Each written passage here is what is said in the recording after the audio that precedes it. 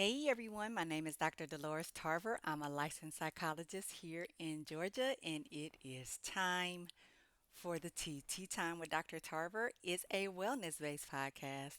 It is not intended to be a substitute for a relationship with a licensed mental health provider. Welcome back, everyone. I took last week off. I just was emotionally kind of drained and don't like to push myself. That's the good boundaries that I try to talk to you all about when I'm not necessarily in a space where I feel like I'm going to be productive or that I'm not, able to really connect with what I got going on. So it's difficult for me to be present for you all. So last week, I think for a lot of people, just was a challenging week. Elections bring out so many different things for people, and this election season, I think it was particularly challenging for people. And I just feel like a lot of people collectively just needed some time to recharge and rejuvenate and be able to really think about, hey, what do I want to focus on for this next kind of season, whatever that may look like for you in your life. And so for me, it was take some rest, do some self care, do some reflection. I always think as I move toward the end of a year, I think about what direction I want to go in with the podcast, and that's kind of ever changing, ever evolving. And so it's time for me to start thinking about that. So that's just a good space to be able to do that sometimes is unplug and take a break. Plus, we're approaching holiday season. And so it's always good to take a break as well during the holiday season and take some time off. So I do want to this month focus on the Hope in Humanity series. I think part of why I was emotionally drained the last week is because I saw just a lot of just vitriol on the social media platforms, which I am a member, and people just really attacking each other and just saying some really mean, ugly things to each other. I think in the name of us celebrating when we feel like we have a positive outcome, that it's important for us not to tear down other people, and vice versa, right? And so when we are in a space of not necessarily liking the outcome of something, that we don't attack other people and wish harmful things on them. Like there is definitely space for us to feel all of the things we feel without wishing pain on someone else. And so, in this Hope for Humanity series, I really do want to focus on the positive aspects of us, like the everyday joys, the kindness that we see, and my absolute belief that the majority of people are good people who want to feel safe, who want to have loving relationships, who want to be able to provide for their needs and some of their wants, and who actually want to make spaces better. And so, if you pay attention, then you will see those things. However, if you are looking for examples of people just being mean and spiteful and hateful, you definitely will see examples of that too. So, this month, I am definitely going to be focusing on those hopes. And so, this episode today is really just about finding the everyday joys. We know that life can be absolutely stressful, as the young people say, life do be lifing, right? So sometimes there are challenging things, and this is the season for a lot of people where they are reminded of the deaths of loved ones. This may be some people's first holiday season without loved ones who have transitioned, but it also may be a season of not having people in your life because friendships have ended, because there's conflict with family members, because you finally set those boundaries that you needed to set, and recognizing that you're not going to be in spaces with people who you love and care about, but who maybe necessarily can't give you what you need and respect you.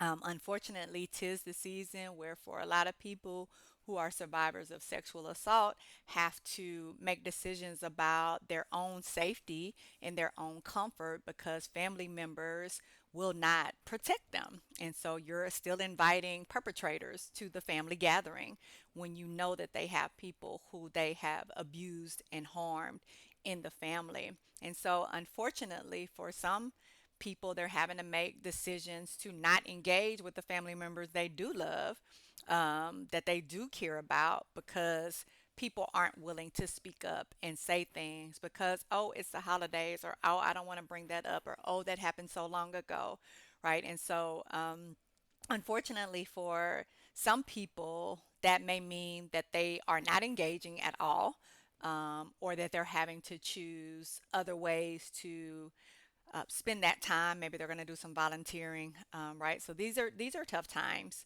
for people. A lot of deaths tend to happen around October, November, December, January as well, and so this is literally the anniversary for some people of losses, and it's definitely spaces, I think, for some people when they remember the last time that. Right. Oh, the last time I saw this loved one was for Thanksgiving. The last time we were all together as a family before the family dynamics change. You all know how a person in a family can make a huge difference with regard to the dynamics that are in the family following that, right? So there might have been a matriarch or a patriarch in the family that really was the glue that held the family together. And then when they transition, then the family just falls apart and we're going in different directions and there's chaos and confusion. Um, I think too, like this is a season for a lot of people that feels just heavy to them because of the expectations. People put a lot of stress on themselves during the holiday season to have a good meal, to be able to provide gifts and entertainment for people.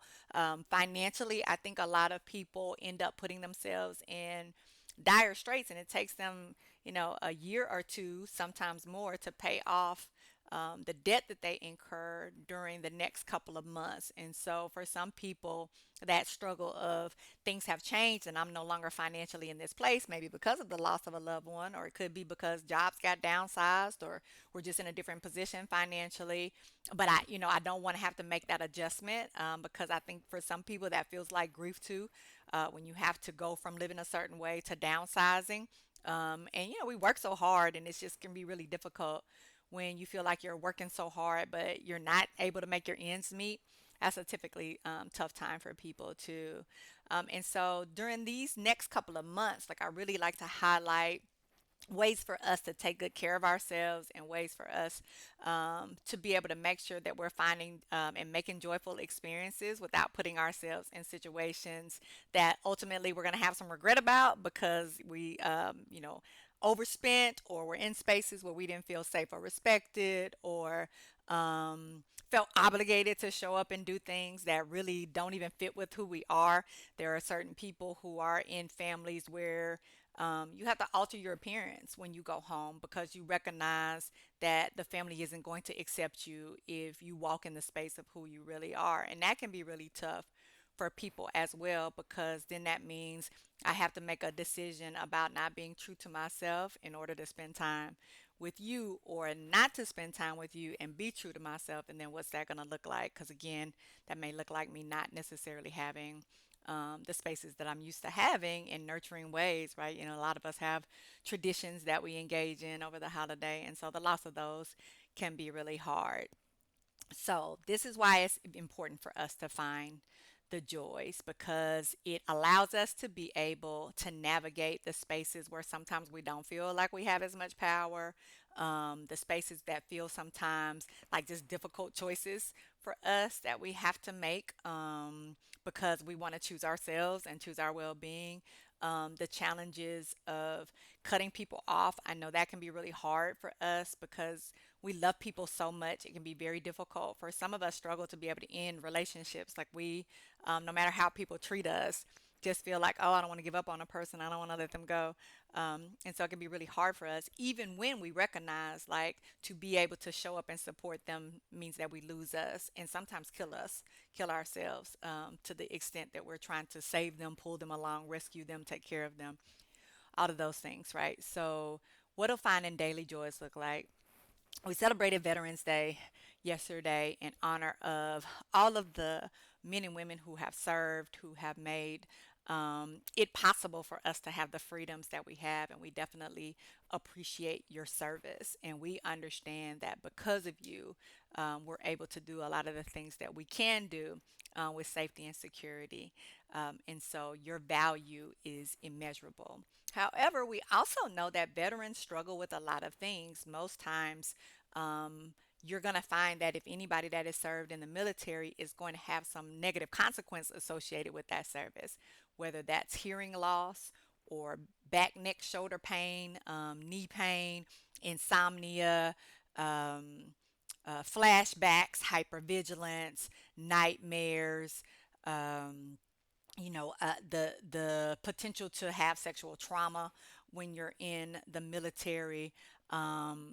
People being mistreated in the military, having people who were superiors um, degrade them or not promote them, or being having to make a decision to go ahead and get out of the service when you weren't ready because you had a forced retirement.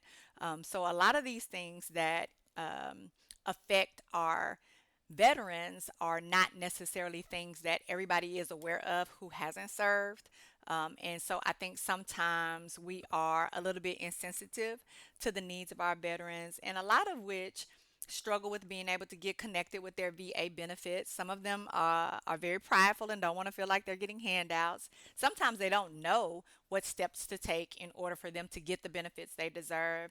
And we had some people who transition out of active duty and don't get their benefits set up, which can make it much more difficult to get the benefits set up after you're out of the military. And then also being able to try to navigate connecting a service related injury, because it's like, oh, well, can you really prove that it's service related? And so it can be very stressful for veterans just trying to navigate getting adequate medical and mental health care, and also making sure that they're receiving their disability benefits so they can support themselves, because sometimes you also, as a result of that military service, may now be in a condition where you're unable to work. And you have some significant health issues that you may be trying to navigate: loss of limbs, loss of vision. So, one of these joys, right, is to be able to do things for people, to support people, to champion for people. Because what we recognize is that being able to do something that's meaningful and purposeful gives us that feeling of joy, right? Like it allows us to be able to recognize like that not only can people treat me kind, I can treat people kind too. So you may be in a position where you can support a veteran. It may be through a donation. It may be through letting a veteran know about some resources that will allow them to be able to get connected to some of those benefits we just described. It may be connecting them with a veterans group so they have a safe space to be able to talk to other people who have experienced similar things. It may be providing transportation to them for appointments. It may be, hey, I know you can't cut your grass anymore, so when I cut mine, I'm going to make sure yours gets cut too. It may be you just dropping off a meal to them. It may be remembering them during holidays and inviting them over to have a meal with you. It may be you giving them a card. It may be you stopping by and just taking a moment and chatting with them. It may be you asking them if they need anything from the store because you're headed to the store.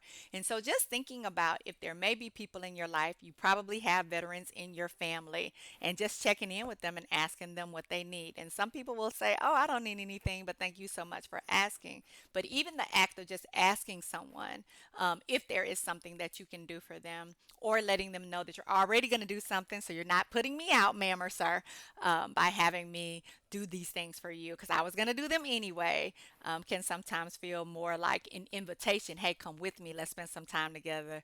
Let's chat. There's a lot of things that we can learn from people and their experiences in life. And just that connection alone is a joyful experience of being able to have some time talking with other people, right? Because we know that one of the things that also can give us joy is social connections.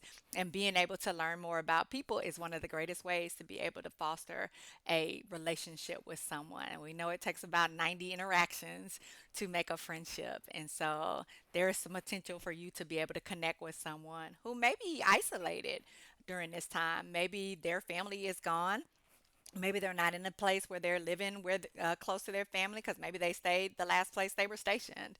They might be a widow or widower, and not have a spouse anymore. And so being able to have some people in their life can really make a difference. And yes, I know there are some grumpy people out there, and those are veterans and non-veterans. But being able to navigate and figure out some ways to be able to talk to people through their grumpiness. Maybe you don't want to hear them go on and on about certain things, but you can have, limited conversations with people and check on them and still do things for them without going down the rabbit hole with them sometimes. I know that can be a wee bit of a challenge because you're thinking this will be 5 hours. I will never get off this porch. But there are some ways for you to be able to navigate that effectively. Like, oh, hey, I got to go, but I wanted to drop this off for you. Or you go ahead and ring that doorbell and call them and let them know I dropped something off. I got to go. Got to take the kids to practice. Or being able to invite them to things where they're able to fellowship with other people. So they do have that time, and other people have that time to sit and listen to them. And also just remembering, my mother used to always tell me, she was like, one day you're going to get older. And truth be told, if we keep living, we are going to get older. And so keeping in mind some of the things we would want in our aging, as you start losing things in your life, other things begin to have more weight. And so taking that time to walk in another person's shoes. And I think that's part of what connects us as well, is being able to understand different perspectives. One of my other favorite things for daily joys is, I don't know if you've ever sat just in nature and just breathed it in, like no expectations of you, nowhere for you to be. You sit and you just look at the beauty around you. Some of you are in places where there are actually 4 seasons, unlike we have here in Georgia. And so your leaves are changing, and you get a chance to just sit out in the beauty of looking at those pretty leaves change, and hearing sometimes that the whistle of wind, not the one that makes your nose so cold it starts running and your fingertips get frozen and numb, but just that little kind of gust of wind that lets you know that you're in this season of fall. And even just being outside and hearing the birds. For those of you that don't, I still have birds that haven't migrated yet, or looking at the wildlife around that hasn't started habitating yet. That hibernating rather yet. Like, these are the kind of things that if you will allow yourself to just be in the presence, we talk a lot about environmental wellness, being able to be in this space, in this connection to the earth around us. Some of you are people that like to put your toes on the ground. Just be able to kind of feel the earth around you. Plant something. I know that there are certain plants that are seasonal, and you can tend to those gardens and continue to nurture those plants. You may have indoor plants. That's another way for those daily joys. Get to see them grow and flourish, see them transition. It may be time for buds to fall off and other things to grow. You may have trees planted in your yard. They might be fruit trees, or they might be different. Pecan trees is what I had growing up in my backyard. And so being also able to receive the fruits of that harvest can be really refreshing and joyful. Community gardens, which got really popular during the pandemic. But even if you just do, a windowsill and something little. Now, I do not have a green thumb. Lord knows I can kill a plant. Um, However, a kind person gave me a cactus. I still have it over here sitting on my file cabinet, because I told her that I, do not trust me with plants. And she sent me this cactus. And so it requires very little water.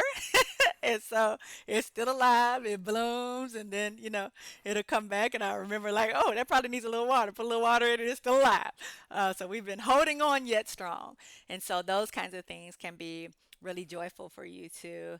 I also think, like, the importance of, and I tell you all probably a good bit, like, I'm just a big old kid. I like coloring and flying kites and basketball and bubbles and jacks and playing with toys, but reconnecting with some things that maybe you really enjoyed in your youth. Like, I don't know the last time you got on a swing and just let your feet kick and enjoyed swinging or on a merry-go-round. I know some of us get a little dizzy, so might not be able to do that.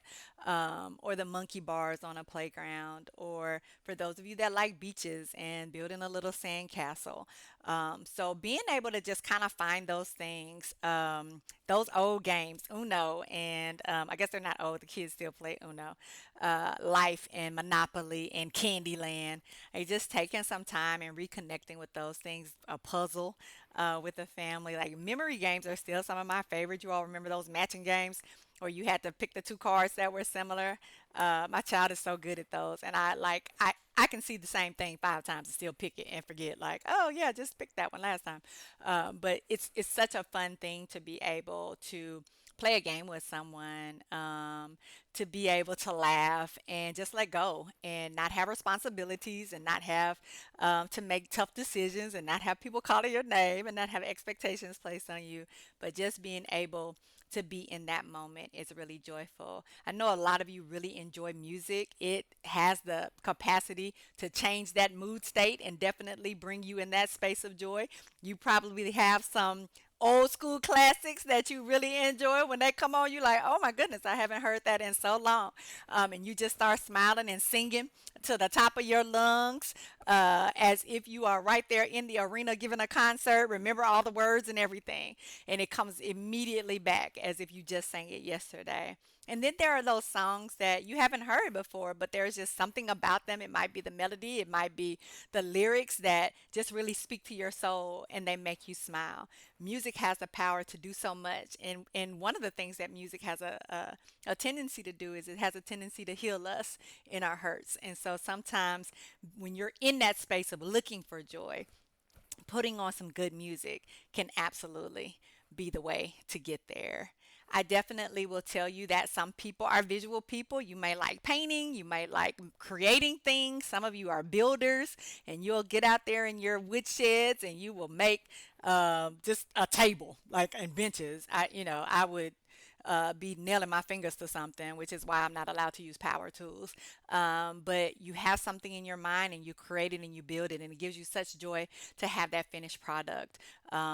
Some of you are so talented at sculpting, and you can just create these masterpieces and you can see things and visualize things in ways that other people can't. Some of you have the gift of design, and so you're creating t shirts or you're creating posters or you're creating graphics on a computer, or you're creating covers for books, or you're decorating in someone's home. Some of you may have already started your holiday decorating, and so you have created just these wonderful artistic scenes in your house. Whereas if I could absolutely pay someone to pop some holiday decorations up for me, we'd be great. Right now, it's going to be a little tree because that's what I can manage, because otherwise it's going to have holes in it and gaps, and so we're not. No, that's just not my ministry. Right, but those things give us joy. Like some people, Thanksgiving and Christmas are some of their favorite holidays, and so they really look forward to those things. For other people, there's other gatherings. This may be the time of year where you all have just a general family gathering because it's easier to kind of navigate around holidays for people to come. So you may not necessarily be celebrating a specific holiday, but maybe you're getting away on a trip. You're able to go do some mission work during this time. A lot of people go and they do mission trips and they're able to provide a service. You're able to go. It may be to help people with their reading. It may be to help build something. It may be to irrigate and provide water for. It could be donating things to a village or a community that needs. It might be medicine. It may be you going over Doctors Beyond Borders. Any number of these things where we're extending ourselves, even in our local communities, where we're going to volunteer at soup kitchens, or we're volunteering to ensure that we are passing out coats to one of our neighborhood schools, or we're volunteering to make sure that people have adequate food to get them through the holiday seasons. So these are also ways for us to be able to nurture joy. And again, they just remind us of kindness. Like, you know how it feels when you've got a bunch of stuff in your hand and that person in front of you actually turns around, acknowledges you, and holds the door. Or a person grabs a couple of things for you and helps you to your car. Or that person that happens to be there right when you're about to trip and they catch you. or that person that sees you've got a toddler and a baby and they both need your attention and they help distract and assist, so that you're able to attend to the kids. They're the people that, are allowing your toddler to crack up while you're changing your infant. They're the people that help you with that stroller get down that escalator. They are the people who help the elderly people who would otherwise miss a step be able to successfully navigate to get into a place of business or get out of a car. They are the people who, when you see an older person ended up having an accident in the bathroom, you take your time and support them and try to make sure they have some dignity, right? Those are the people who, when you see that somebody looks like they're about to pass out or they're feeling faint, and you stop and you make sure they have a cold compress or you get them some medical attention. These are the people when you see a kid by themselves that you know should not be by themselves and you don't see a parent around, and you stop and ask them if they're lost or if they need some assistance, and you guide them to make sure they get connected to their family members, right? So these are the joys. And I will tell you that when you see these moments of kindness out there, that is one of the greatest ways to experience joy as well. Either by you engaging in an act of kindness or just simply watching the kindness of others. And I can absolutely tell you that there are examples of kindness that happen every day if you're just paying attention. So, in this season, we're going to be reinstilling our hope in humanity. Hopefully, you haven't lost yours. But in the event you've been kind of struggling here lately, because yeah, social media gets a little combative, and things can get kind of tenuous, and sometimes you forget that there are kind people out there, that there are things out there that do work out, right? I know some of you feel like every time something goes good, something bad is coming right on, behind it, in this sense of dread and doom, like it's been going too good for too long. To let you know that that is not the case. Like things are going well because you are doing the things to ensure that you do have some outcomes that are positive, right? Like sometimes it's because you've been working on strategies and you've been making changes. And that's why you're seeing the fruits of those labors, not because someone is up there keeping a tally, like, oh, now it's time for something bad to happen. So, in those moments where you're not feeling as joyful, when you're not feeling as hopeful, when you're just, just a little disappointed in humanity, do remember all of the times where people have showed up and they've been present and they've been kind. Remember the times where you've been joyful in your connections, in your activities, and allow them to be able to burn bright and continue to shed light on those moments that feel a little darker. Okay? All right. So instead of being well, today I'll end with choose joy.